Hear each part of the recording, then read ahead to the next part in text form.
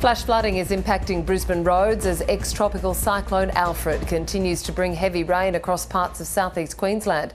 The system is weakening as it moves inland, but widespread flooding remains a major concern as river systems across both affected states continue to rise. As significant rain starts to smash Brisbane again, Hervey Bay on Queensland's Fraser Coast has copped it, as you can see here. Residents were told to shelter as the area received more than 300 millimetres of rain in 8 hours, triggering flash flooding. It is the heaviest recorded rain in the region since 1955. Up and down the coastline, destructive gale force wind gusts have torn through large areas, ripping trees from their roots, eroding beaches and bringing down thousands of power lines. The rainfall is bloating already swollen rivers, prompting authorities to plead with drivers to avoid the roads. In northern New South Wales, the SES has made more than 20 flood rescues over the past day, including a family of 8 trapped driving through flood waters. Early this afternoon, Queensland Premier David Crisafulli tried to reassure residents.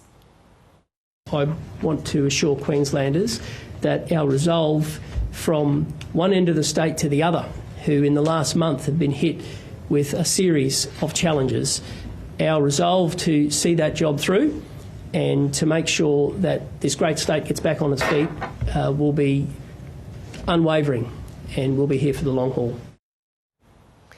In southeast Queensland, power is out to more than 450,000 customers, while across the border there are around 14,000 homes and businesses without electricity. An evacuation warning for Lismore CBD has been lifted this afternoon, allowing residents to return home.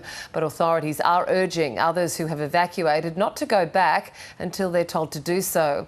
The Queensland Premier says the government will post a list online by 5 p.m. tonight, showing every school and indicating whether or not it will be open tomorrow. Heavy rain that may lead to flash flooding is forecast to continue developing across southeast Queensland and northern New South Wales, with some areas currently copping intense rainfall. And to give you an idea of the volatility of the situation as it currently stands, the SES has issued prepare to evacuation notices for low-lying communities near the Clarence River, because we're experiencing in that northern river's western section a heightened level of rainfall. So this is a fluid situation. The rain is falling unevenly across the catchments, and as a result there'll be different advices for different valleys and different communities. That's why it's important to download the Hazards Near Me app, get the information as quickly as possible, act on it as soon as possible. The Prime Minister has thanked ADF crews supporting local communities after a Defence Force incident in northern New South Wales yesterday left a dozen personnel injured. 2 Army trucks, each carrying 16 staff, had been doing route clearance work on roads outside Lismore.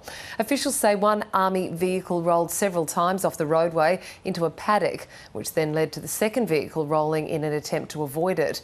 12 of the soldiers are still in hospital, 2 in a serious condition. These men and women are heroes who are on their way to help people in need. They were doing this at a time when some of their own families were bearing the brunt of Alfred. We will never take for granted the enormous sacrifice our soldiers make for us, and we will do all we can to support those injured and their families. We thank them for their service yesterday, today and every day.